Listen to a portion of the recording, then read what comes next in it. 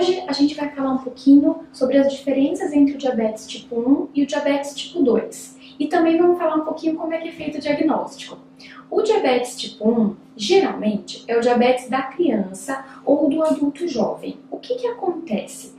No pâncreas, que é o nosso órgão que tem células que produzem insulina, as chamadas células beta, no caso do paciente diabético tipo 1, ocorre uma destruição dessas células que produzem insulina. Então, na maioria das vezes, o paciente diabético tipo 1, ele tem uma destruição dessas células por um processo de autoimunidade do próprio corpo, ou seja, o próprio corpo ataca as células beta e com isso a pessoa não produz mais insulina e desenvolve o diabetes tipo 1.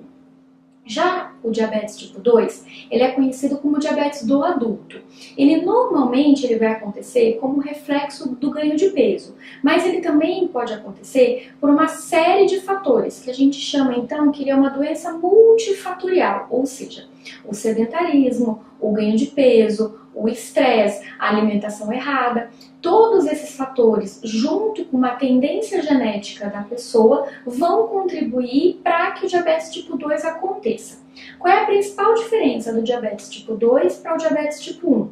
É que o diabetes tipo 2, ele não existe falta de insulina.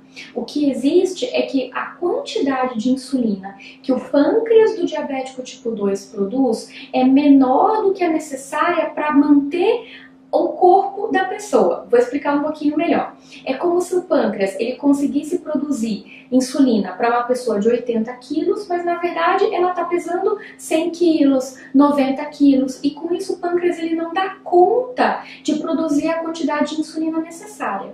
O resultado é que, com uma quantidade de insulina maior, mas porém não suficiente para aquele peso que a pessoa está naquele momento, o diabetes acontece, porque existe pouca insulina relativa naquele momento. E aí o diabetes tipo 2 surge.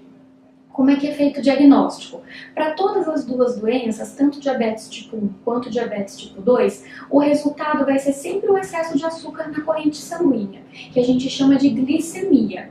Então, o primeiro diagnóstico, a gente dosa a glicemia, ou seja, a glicose no sangue, em 2 ocasiões após um período de jejum entre 8 a 12 horas. Se essa glicose for maior ou igual a 126 mg por decilitro, é feito o diagnóstico. Uma segunda forma de se diagnosticar o diabetes é através da curva glicêmica. A curva glicêmica simplificada que a gente usa hoje em dia, a pessoa toma 75 gramas de glicose e colhe o exame em jejum antes de tomar e depois de 2 horas de ter tomado as 75 gramas de glicose. É um suco bem doce, normalmente os pacientes reclamam bastante, mas a gente precisa para poder fazer o diagnóstico. E aí, se a curva glicêmica vier alterada, é feito o diagnóstico de diabetes. Existe também a possibilidade de você fazer o diagnóstico de diabetes hoje por um exame chamado hemoglobina glicada ou hemoglobina glicosilada, que é um exame de sangue. Ele é também geralmente dosado em jejum e se ele vier alterado, acima de 6,5%, é feito o diagnóstico de diabetes também.